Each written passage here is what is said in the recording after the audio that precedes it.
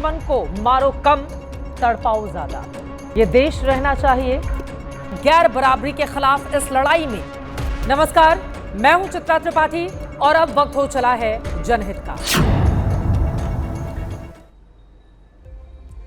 नमस्कार, मैं हूं चित्रा त्रिपाठी और आप देखना शुरू कर चुके हैं जनहित। कल मैंने जनहित में आपको बताया था कि बिहार में खेला अभी बाकी है और देखिए अब वही हो रहा है। कल से लेकर अब तक बीते 24 घंटे में बिहार की राजनीति में लगातार ट्विस्ट ही ट्विस्ट हैं। एनडीए ने प्रेस कॉन्फ्रेंस करके अब तक सीट बंटवारे का औपचारिक ऐलान नहीं किया है, लेकिन बीजेपी ने पहली लिस्ट अपनी जारी कर दी है।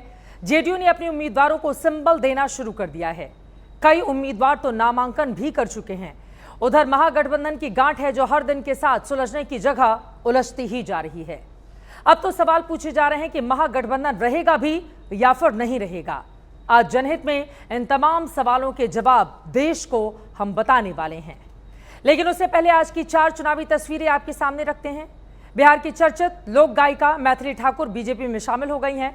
बिहार के एक चर्चित नेता गोपाल मंडल आज सीएम हाउस के बाहर धरने पर बैठ गए। टिकट कटने की आशंका है। सिवान के दरौली में लेफ्ट के एक नेता विधायक नामांकन के बाद गिरफ्तार कर लिए गए। उधर जेडीयू के प्रदेश अध्यक्ष ने बिना नाम की घोषणा के ही अपना नामांकन दाखिल कर दिया है। वो ज्यादा इंतजार में नहीं रहना चाहते। इस बीच जनहित में आपको अब बिहार चुनाव को लेकर 10 ब्रेकिंग न्यूज भी देते हैं। आज की सबसे बड़ी खबर रही, बीजेपी ने 71 उम्मीदवारों की अपनी लिस्ट जारी कर दी है। पहली लिस्ट में बीजेपी ने 10 विधायकों के टिकट काट लिए हैं। डिप्टी सीएम विजय सिन्हा कल, सम्राट चौधरी परसों अपना नामांकन दाखिल करेंगे। उधर जेडीयू ने बिना ऐलानों के उम्मीदवारों को सिंबल देना शुरू कर दिया है। एनडीए में सीटों को लेकर अब भी मामला पूरी तरह से सुलझा नहीं है। हमने भी अपने सभी 6 उम्मीदवार घोषित कर दिए हैं। उधर महागठबंधन में भी सीटों को लेकर अब तक फैसला नहीं हो पाया है। उम्मीदवारों पर फैसले के लिए कांग्रेस चुनाव समिति की बैठक हुई।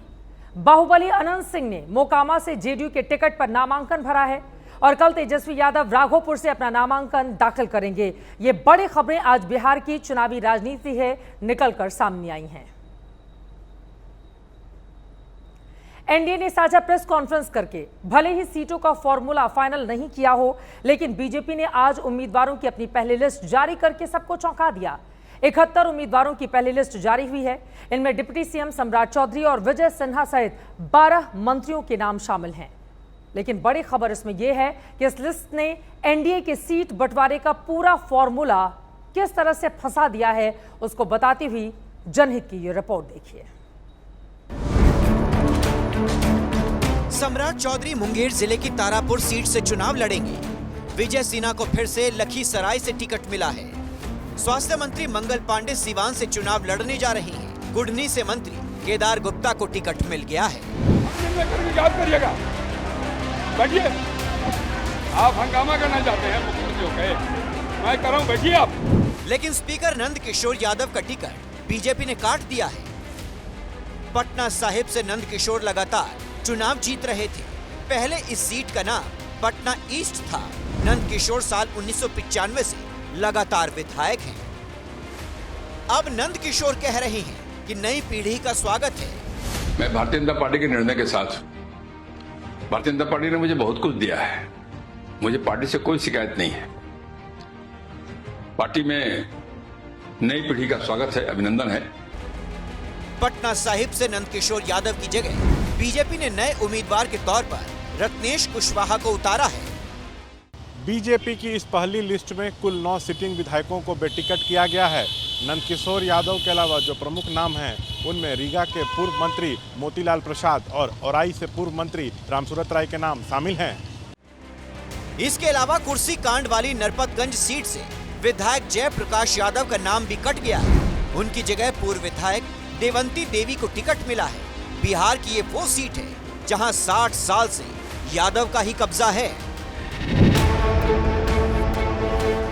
बीजेपी की इस लिस्ट में कुल 9 महिलाएं हैं। 2 दिन पहले बीजेपी में शामिल हुई पूर्व सांसद अजय निषाद की पत्नी रमा निषाद को औराई से टिकट मिला है।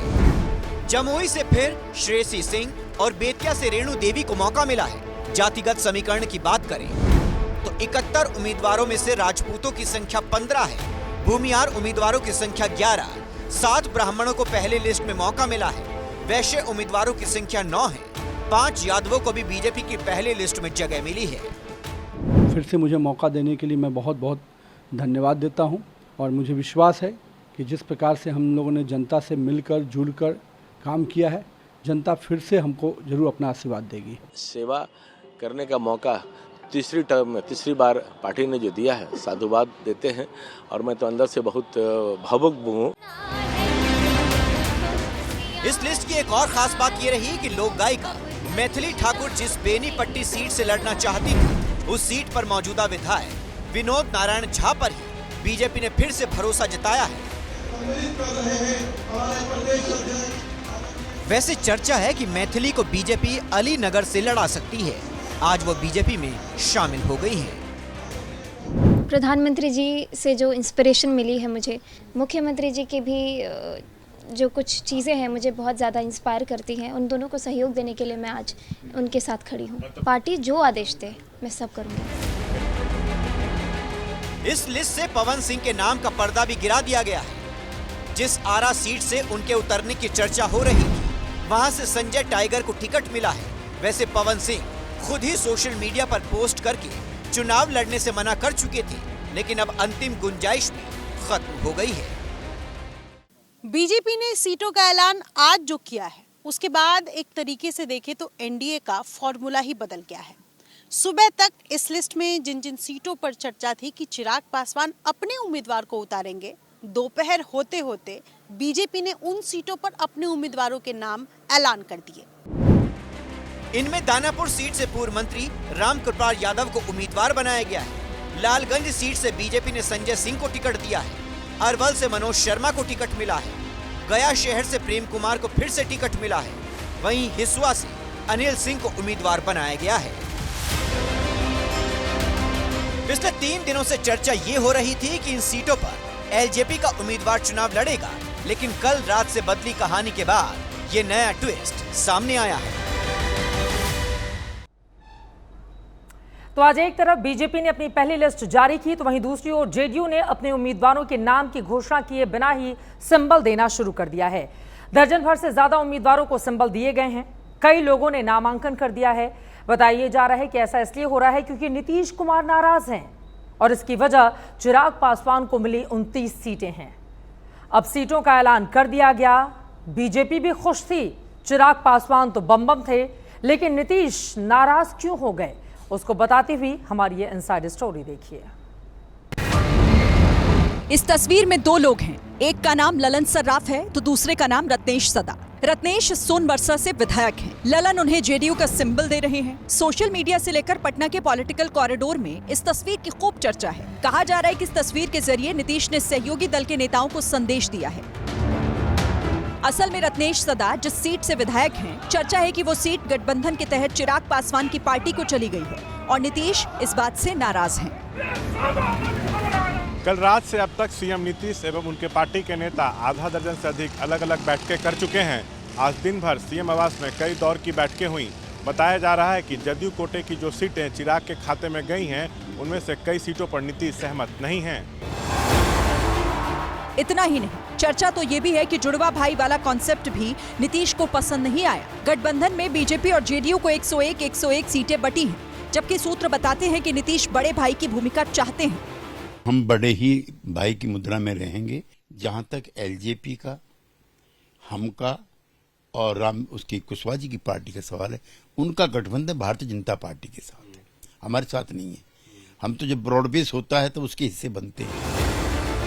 कैमरे पर जेडीयू के नेता खुलकर नहीं बोल पा रहे, लेकिन दबी जुबान पर इस बात की चर्चा तो तेज है कि कल रात से नीतीश फुल फॉर्म में है, जिसकी वजह से गठबंधन के दलों की बेचैनी बढ़ी है। कहेगा नीतीश कुमार जी नाराज होंगे? इस पार्टी के सर्वा वो हैं और पूरा एनडीए नीतीश कुमार जी के नेतृत्व में एकजुट है। विपक्ष के लोग बैठ करके, उनको पता है कि चुनाव मैदान में वो साफ हो चुके हैं। एनडीए में क्या हो रहा है, ये बैठ करके र्यूमर स्टोरी प्लांट बैठ करवा रहे हैं। नीतीश कुमार जी बिल्कुल प्रसन्न है। जेडीयू के नेता सच बोल रहे हैं या सच पर पर्दा डाल रहे हैं, बेहतर उन्हें ही पता होगा। लेकिन जीतन राम मांझी नीतीश की नाराजगी पर मुहर लगा रहे हैं। का गुस्सा एकदम जायज है, मैं उनके गुस्सा से सहमत हूँ। जब डिसीजन हो गया है तब फिर जदयू के सीट पर कोई दूसरा क्यों सिंबल दे रहा है? असल में हुआ ये कि पिछले 2 दिनों से चिराग पासवान की सीटों के नाम को लेकर जो चर्चा चल रही है उसमें जेडीयू की 11 सीटें हैं। राजगीर और सोनबरसा तो वो सीटें हैं जहां जेडीयू जीती हुई है। पिछली बार हारी एकमा, मढ़ौरा, मोरवा, कदवा जैसी सीटों पर नीतीश ने अपने उम्मीदवारों को हरी झंडी दिखा रखी थी। बावजूद इसके इन सीटों के एलजेपी में जाने की बात सामने आ रही थी। कहा जा रहा है कि नीतीश इससे खुश नहीं है। संजय बाबू, तो आपने तो अपना काम विभीषण वाला कर दिया। संजय बाबू का तो एक ही प्लान ही था कि जदयू को फिनिश करो। नीतीश की कथित नाराजगी की खबर का असर ऐसा हुआ कि आज सम्राट चौधरी से लेकर चिराग पासवान और उपेंद्र कुशवाहा ने एक ही अंदाज में पोस्ट करके बताने की कोशिश की कि ऑल इज वेल है। अब बात महागठबंधन कैंप की कर लेते हैं। वहां तो लग रहा है कि झगड़ा सुलझने के बजाय हर बीतते घंटे के साथ और ज्यादा उलझ रहा है। कल रात तो सोशल मीडिया पर जंग ऐसी शुरू हुई मानो लगा कि अब गठबंधन टूटने वाला है। वैसे आज दिन भर महागठबंधन में किसी भी तरह की हलचल की कोई खबर सामने नहीं आई है। शाम को कांग्रेस चुनाव समिति ने दिल्ली में बैठक जरूर की है। पटना में आरजेडी ने कई उम्मीदवारों को अपना सिंबल भी दे दिया, कईयों ने नामांकन भी भर दिया है। अब सवाल यह है कि कांग्रेस और आरजेडी के बीच कहां फंसी हुई है गठबंधन की ये गाड़ी। देखिए,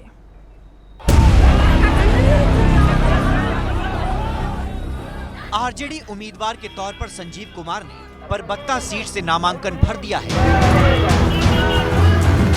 सैकड़ों समर्थकों के साथ संजीव ने जुलूस निकाला। खास बात ये रही कि सहयोगी दल का झंडा बैनर नजर नहीं आया।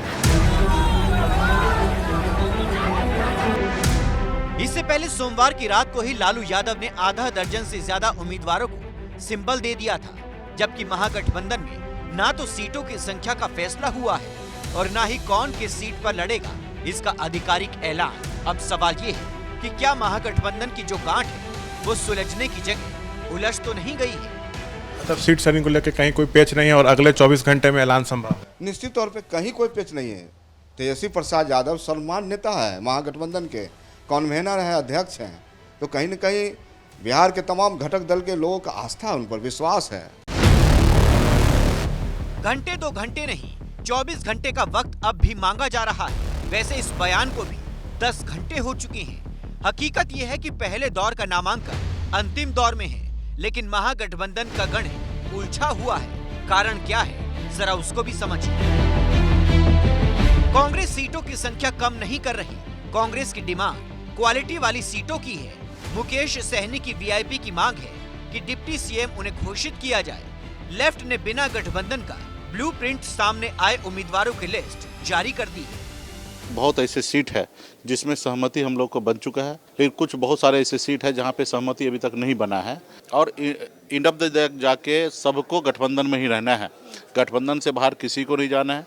गठबंधन में रहेंगे तो रिजल्ट होगा, सरकार बनेगा। गठबंधन से बाहर जाएंगे तो रिजल्ट 0 होना है। कांग्रेस तो हमेशा महागठबंधन का सम्मान किया। हमारे लिए क्वालिटी इम्पोर्टेंट है, क्वांटिटी नहीं। कौन कितना गठबंधन का सम्मान कर रहा है ये देश के सामने है और सोशल मीडिया की सरगर्मी तो यहाँ तक पहुँच गई है कि गठबंधन कभी भी टूट सकता है। खुद कांग्रेस और आरजेडी के नेता अपने पोस्ट से इस चर्चा को हवा दे रहे हैं। कल मनोज झा ने लिखा, रहीमन धागा प्रेम का मत तोड़ो छिटकाए, टूटे से फिर ना मिले, मिले गांठ पड़ जाए। इसके जवाब में कांग्रेस के सांसद इमरान प्रताप गढ़ी ने लिखा, पानी आंख में भरकर लाया जा सकता है, अब भी जलता शहर बचाया जा सकता है। कांग्रेस के ही बीबी श्रीनिवास ने पोस्ट किया, शहर में आग है मगर राख में अब भी रूह है। कुछ लोग हैं जो मोहब्बत को जिंदा रखे हुए हैं। रात को इसी तरह से शेरो शायरी के जरिए गठबंधन में गांठ बांधी जा रही थी। हालांकि सुबह से सोशल मीडिया पर सन्नाटा है, लेकिन अंदर ही अंदर सियासत मानो सुलग रही है। बड़ी बात यह भी है कि दिल्ली में तेजस्वी 24 घंटे तक रहे, लेकिन उनकी कांग्रेस के शीर्ष नेताओं से मुलाकात नहीं हुई।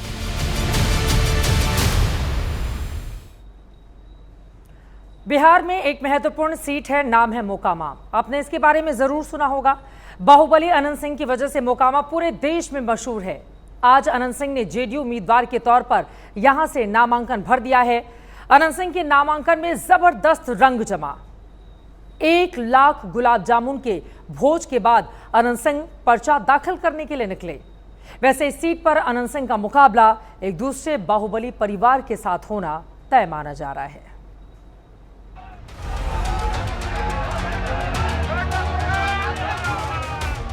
बदन पर सफेद लिबास, आंखों पर काले सनग्लास और खुली थार पर अभिवादन स्वीकार करते आगे बढ़ते छोटे सरकार, साथ में हजारों गाड़ियों का काफिला।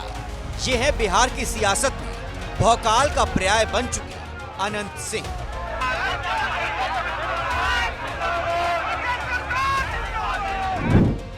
ये तस्वीरें उस वक्त की हैं जब अनंत सिंह मोकामा से विधायकी का पर्चा भरने जा रहे थे। समर्थकों का ऐसा सैलाब कि सड़क पर पैर रखने तक की जगह नहीं और आसमान से फूलों की बारिश रुकी नहीं। लगे हाथ अनंत सिंह ने भी मोकामा के चुनावी मौसम की भविष्यवाणी कर दी। कोई रहेगा, हम 1 लाख से जीतेंगे। हमको जनता जितना देता है मजूरी उतने में हम रह चाहते हैं। हम दूसरे को मजूरी लेवल नहीं चाहते। हमारा जनता जब मजूरी दे उतने पर हम रहेंगे। कमाए के धन को नहीं चाहिए। लेकिन नामांकन से पहले कार्यकर्ताओं के खाने का भी पूरा इंतजाम अनंत सिंह की तरफ से किया गया था। बड़े बड़े पंडाल लगाकर 50,000 समर्थकों के लिए भोज तैयार करवाया गया था। 1 लाख गुलाब जामुन बनवाए गए थे। भोज हुआ है आपके घर पे, हम गए थे, देखे कि लोग खा रहे हैं, बढ़िया बढ़िया बोल रहे हैं। हाँ तो खाएंगे नहीं। समर्थकों की पेट पूजा के बाद अनंत सिंह का भव्य जुलूस कलेक्टर ऑफिस पहुंचा, जहां उन्होंने नामांकन दाखिल किया। 5वीं बार मोकामा से विधायक बनने की हुंकार भरी। 2005 और 2010 में अनंत सिंह जेडीयू से विधायक बने। 2015 में उन्होंने निर्दलीय चुनाव जीता। 2020 में आरजेडी की टिकट पर चुनाव जीते। अब जेडीयू में वापसी के बाद नीतीश ने अनंत सिंह पर भरोसा जताया है। मोकामा में पहले फेज में 6 नवंबर को वोटिंग होगी। नतीजे 14 नवंबर को आएंगे। अनंत सिंह की तरह एक और नेता हैं जो बिहार की राजनीति में वायरल होते रहते हैं। नाम है गोपाल मंडल। पिछले दिनों उनके जेडीयू छोड़ने की खबर सामने आई, लेकिन उन्होंने पार्टी छोड़ी नहीं। अब उनके टिकट पर खतरा मंडरा रहा है। ऐसे में आज वो सीएम नीतीश कुमार के घर के बाहर ही धरने पर बैठ गए। मुलाकात की जिद करने लगे और वहां पर खूब ड्रामा भी हुआ। बीच सड़क पर विधायक जी ने अपना सफेद गमछा बिछाया, कुर्ते को ऊपर किया और पालथी मारकर बैठ गए। ये तस्वीरें बिहार के मुख्यमंत्री आवास एक अणे मार्ग की है और प्रदर्शनकारी विधायक हैं जेडीयू के गोपाल मंडल। गोपाल मंडल कभी गर्दन लंबी कर गेट के उस पार नीतीश की एक झलक के लिए तरसते, कभी दिल टूटे आशिक की तरह फोन घुमाते और जवाब ना मिलने पर अपना दर्द बयां करते। मुख्यमंत्री से मिलना है 8:30 से। है गद्दावर नेता तो समझेगा ये लोग तब ना। एकदम टिकट मिलेगा, टिकट मिलेगा। नहीं जाएंगे वहाँ जो नहीं कर रहे हैं, वहाँ तक न्यूज पहुँचेगा, हमको बुलाएगा। गांधीगिरी के जरिए टिकट की मांग कर रहे गोपाल मंडल वही विधायक हैं जो देश भर में अंडरवियर कांड और अश्लील कांड के लिए कुख्यात हैं। बताया जा रहा है कि पार्टी ने इनकी इन्हीं विधाओं से किनारा करते हुए गोपालपुर से इनके टिकट पर कैंची चलाने का मन बनाया है। टिकट कटने की भनक गोपाल मंडल को लगी तो समर्थकों संग सीएम हाउस के बाहर ही डेरा डाल दिया, अपने पक्ष में नारेबाजी करवाई, जिसके बाद पुलिस ने गोपाल मंडल और उनके समर्थकों को बल प्रयोग कर हटाया। हंगामा जेडीयू दफ्तर के बाहर भी कटा, जहां कई विधानसभा सीटों के उम्मीदवार और कार्यकर्ता पटना पहुंचे। इनमें से ज्यादातर वो सीट हैं जो कथित तौर पर चिराग पासवान के खाते में बताई जा रही है। जहां जदयू का सीट है, जहां निकलने वाला सीट है, वहाँ चिराग पासवान अपना सीट ले लिए हैं। मान लीजिए चिराग के खाते में सीट रह गई तो क्या करें? हम लोग विरोध करेंगे, हरवा देंगे, उनका विरोध करेंगे। राजगीर भी वापस चाहिए, राजगीर भी हमारा है, जदयू का मोड़वा नहीं मिलेगा तो हम लोग विरोध में जाएंगे।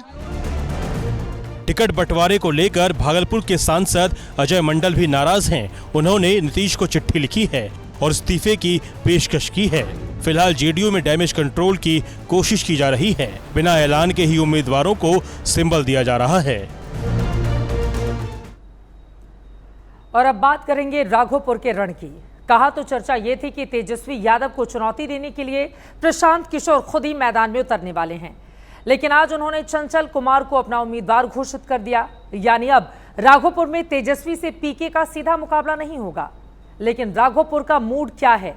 क्या तेजस्वी जीत की हैट्रिक लगा पाएंगे या फिर 2010 रिपीट होगा? एबीपी न्यूज संवाददाता मेघा प्रसाद ने राघोपुर का मिजाज भांपने की कोशिश की है।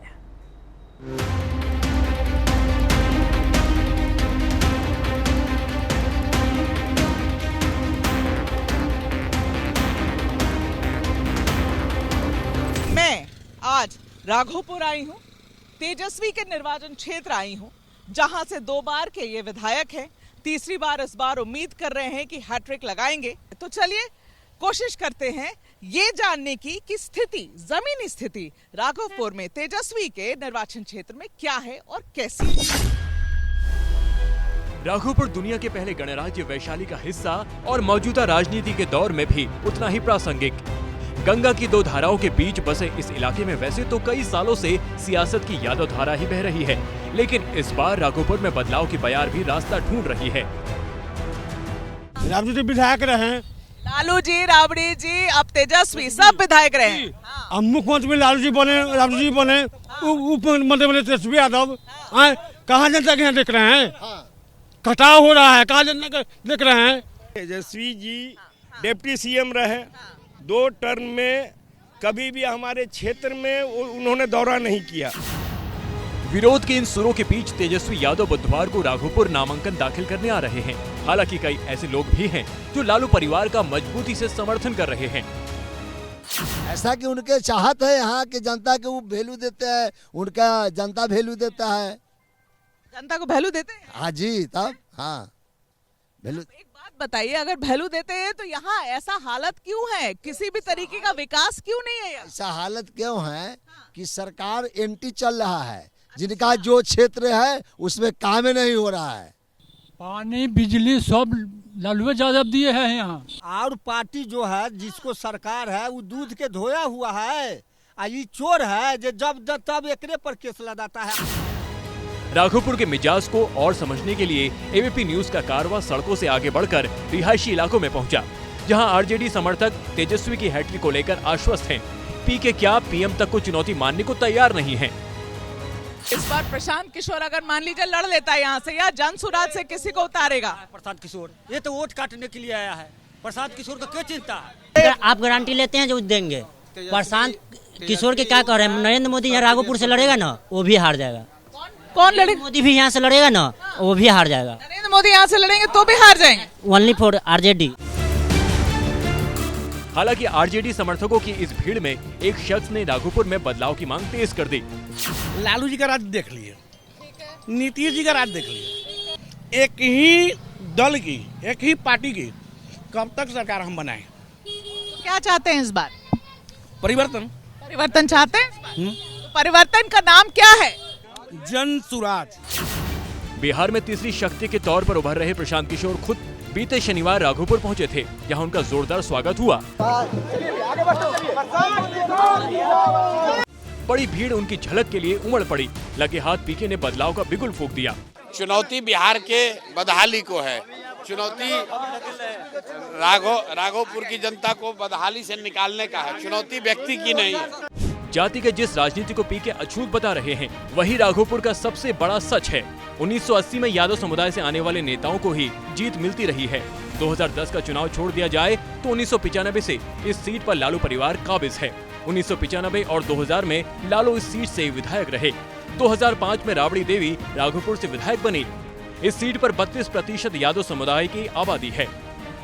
2010 में राबड़ी हार गई थी लेकिन 2015 से तेजस्वी लगातार विधायक हैं और इस बार जीत की हैट्रिक लगाना चाहते हैं। जाति की राजनीति भेद कर महिला वोटर बीते कई चुनाव से गेम चेंजर साबित हो रही हैं। एबीपी न्यूज ने महिला वोटरों से बात कर उनका मिजाज जानने की कोशिश की। इस बार का वोट कहाँ जा रहा है आपका? जाएगा वो मोदी जी के, चिराग पासवान के, मोदी जी के। चिराग पासवान को देंगे। काम किया है उन लोगों ने यहाँ? हाँ हाँ, बहुत काम किया। खुश है आप लोग? हाँ, एकदम खुश है। और तेजस्वी से नहीं? नहीं। महिला वोटरों में मोदी नीतीश की पकड़ और नई राजनीति का पीके फैक्टर राघोपुर में तेजस्वी का गणित बिगाड़ सकते हैं। वैसे खबर ये भी आई थी कि तेजस्वी 2 सीट से चुनाव लड़ सकते हैं। कहीं राघोपुर के इसी मिजाज ने तेजस्वी को दूसरी सीट ढूंढने पर मजबूर तो नहीं कर दिया। बिहार की खबरों से बाहर निकलते हैं और अब खबर पाकिस्तान की, जिसके प्रधानमंत्री शहबाज शरीफ बेइज्जती करवाने और चापलूसी करने में पीएचडी होल्डर हैं। अब एक बार फिर शहबाज शरीफ ने ट्रंप की चापलूसी में सारे रिकॉर्ड तोड़ दिए हैं। मिस्र में गाजा पीस प्लान के मंच पर ट्रंप ने शहबाज शरीफ को इनवाइट किया और फिर शहबाज शरीफ ने ट्रंप की ऐसी चापलूसी की कि अगर चापलूसी का कोई नोबेल प्राइज होता तो शहबाज शरीफ को वो जरूर मिल जाता। आप भी देखिए।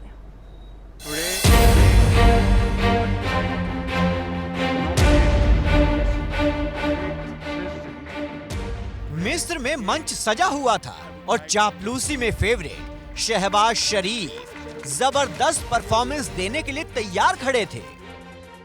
ट्रंप ने शहबाज को मंच पर इनवाइट किया और उन्हें अपने चापलूसी वाले स्किल्स का प्रदर्शन करने का ऑर्डर दे दिया। You want to say what you said to me the other day, Anita? Come, would you like to say what you said the other day? I think it was so nice.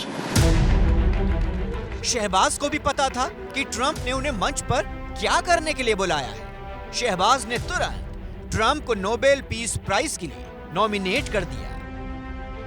Today again, I would like to nominate this great president for Nobel Peace Prize.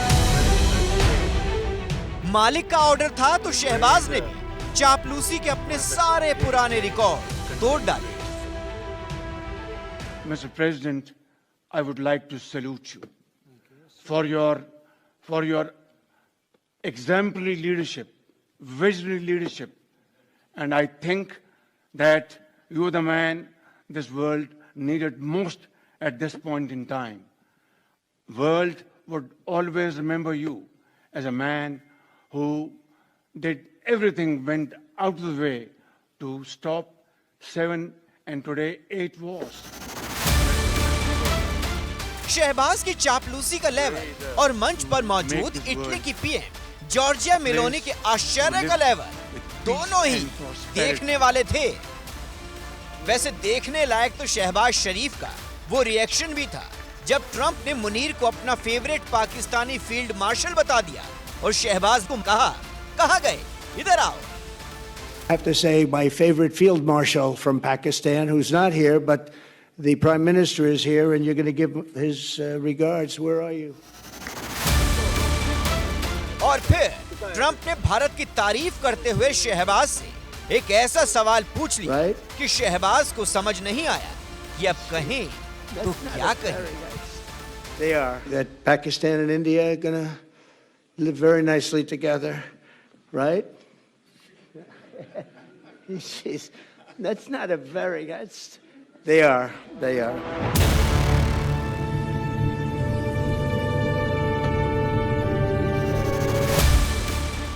Trump से private मुलाकातों में चापलूसी करने वाले शहबाज शरीफ ने international मंच पर जिस तरह की परफॉर्मेंस दी है, उसके मीम्स अब जबरदस्त वायरल हैं।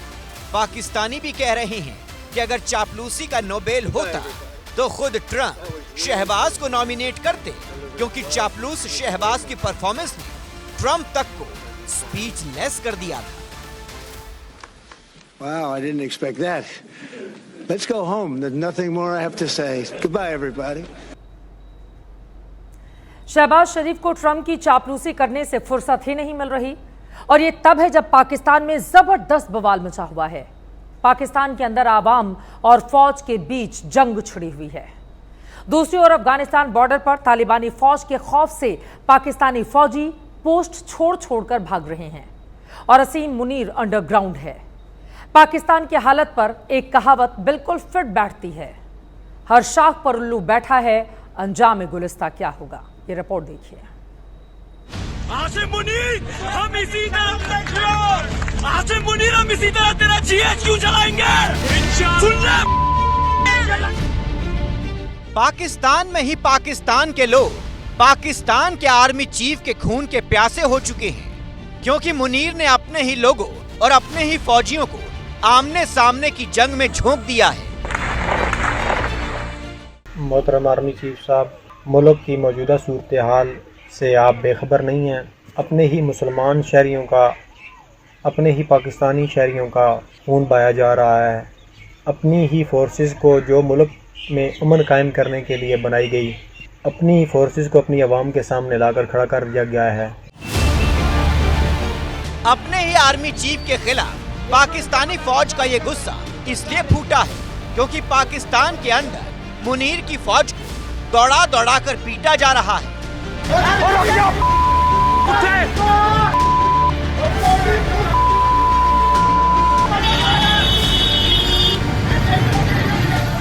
अफगानिस्तान बॉर्डर पर तालिबानी फौज के सामने पाकिस्तानी फौजी रो रहे हैं।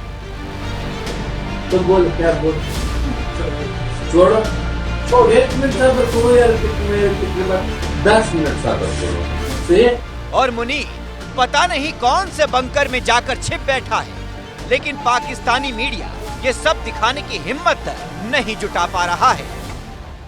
इस मामले पर पाकिस्तान के जो टीवी चैनल्स हैं उनको इजाजत नहीं दी गई कि जी आपने इसको नहीं दिखाना, ये मामला जो है आपने डिस्कस नहीं करना। अगर हमारे टीवी चैनल्स पर और हमारे अखबारात में किसी मामले को आप डिस्कस नहीं कर सकते और वो लोग जो हैं उसको उसके बारे में इंफॉर्मेशन लेने के लिए इंडियन टीवी चैनल्स देख रहे हैं, तो फिर मुझे तो कम से कम यहाँ पर इस फोरम पर तो इसको डिस्कस करना चाहिए। शर्म करो, बगैर तो शर्म करो, बगैर तो शर्म करो। पाकिस्तानी मीडिया को सच दिखाने की इजाजत नहीं है। फील्ड मार्शल असीम मुनीर अंडरग्राउंड है। शहबाज शरीफ डोनाल्ड ट्रंप की चापलूसी में बिजी हैं और पाकिस्तान में जो आग लगी है उसमें रक्षा मंत्री ख्वाजा आसिफ पेट्रोल छिड़क रहे हैं। ख्वाजा आसिफ ने एक बयान दिया है कि अफगानिस्तान हमारा दुश्मन मुल्क है। आप अंदाजा करें, इतना बेशरम, इतना बेगैरत, इतना बेहिस, इतना बेहया इंसान हमने जिंदगी में देखा नहीं था। जिस तरीके से ये वजीर दिफा जो है ये बार बार अजीब और गरीब किस्म के बयान देता रहता है। ऐसा लगता है कि शहबाज और मुनीर ने पाकिस्तान को बर्बाद कर देने का ठेका उठाया हुआ है और उनका ये मिशन पूरा होता हुआ भी दिखाई दे रहा है। आगे बढ़ते हैं। आप अच्छी लग रही हैं, आप बहुत खूबसूरत हैं। ये तारीफ जो टीवी देख रही महिलाएं हैं, मैं उनके लिए नहीं कर रही, बल्कि इटली की प्रधानमंत्री जॉर्जिया मेलोनी की खूबसूरती पर अमेरिका के राष्ट्रपति डोनाल्ड ट्रंप और तुर्की के राष्ट्रपति एर्दोगान के शब्द हैं, उन्हीं के बोल हैं। मेलोनी की खूबसूरती पर दुनिया के बड़े नेताओं के ऐसे बयान सोशल मीडिया पर छाए हुए हैं। इटली की पे मेलोनी और उनकी खूबसूरती पर ट्रंप और एर्दोगान के कमेंट सोशल मीडिया पर जमकर वायरल हो रहे हैं। शांति के मन से ट्रंप खुद को मेलोनी की तारीफ करने से रोक नहीं पाए, तो तुर्की के राष्ट्रपति एर्दोगान भी पीछे नहीं हटे। Now, if you use the word beautiful in the United States about a woman, that's the end of your political career, but I'll take my chances. You don't mind being called beautiful, right? Because you are. मंच से जाते हुए Trump ने Meloni को रोककर कुछ कहा तो मेलोनी ने जाते जाते ट्रंप को भारतीय अंदाज में नमस्ते कर दिया। तुर्की के राष्ट्रपति एर्दोगान ने मौका मिलते ही मेलोनी की तारीफ की और उन्हें स्मोकिंग छोड़ने की सलाह दी। मेलोनी ने भी जवाब देने में देरी नहीं लगाई। I saw you coming down from the plane. Uçakta inerken görmüştüm We arrived sizi. together. Beraber geldik İmskaletlik Havalimanı'na. Sigarayı bıraktırmam lazım. But I have to make you stop smoking somehow. I know. I don't want to kill somebody. मिस्र के शर्म अल शेख में गजा शांति शिखर सम्मेलन के बीच ये तस्वीरें social media पर छाई हुई हैं।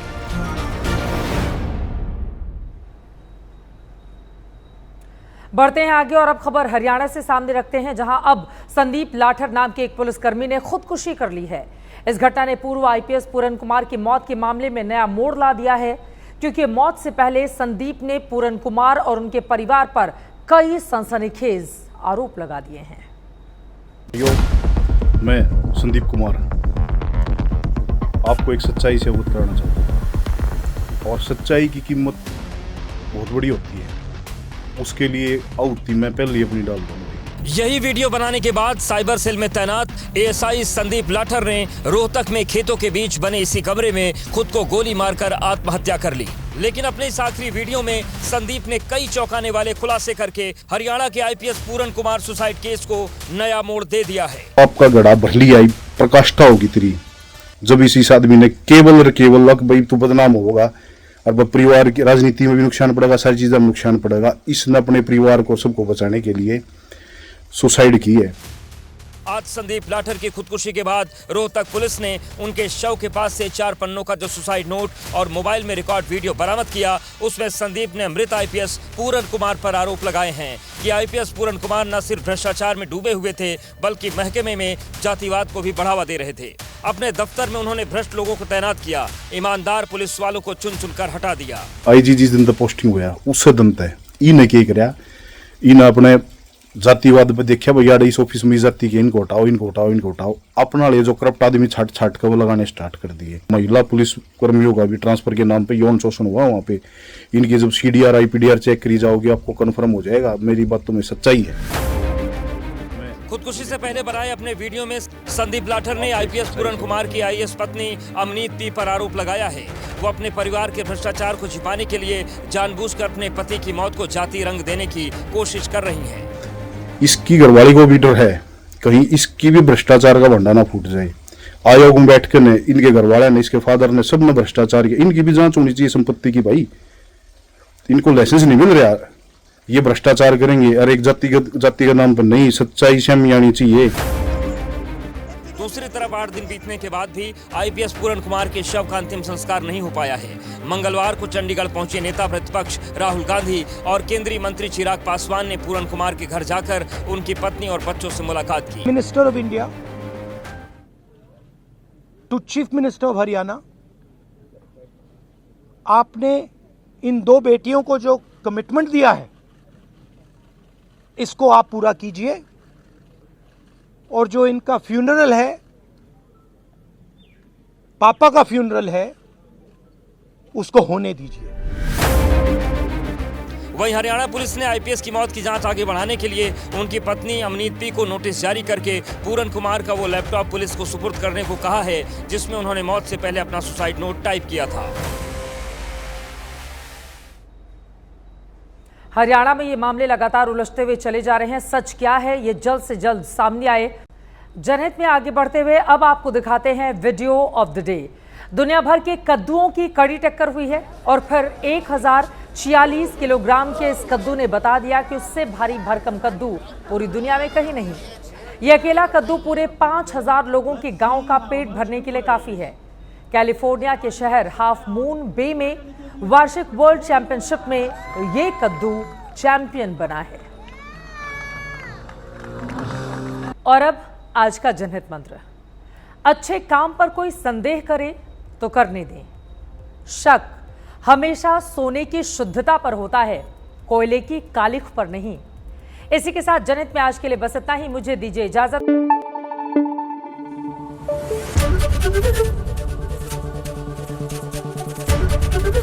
ABP न्यूज आपको रखे आगे।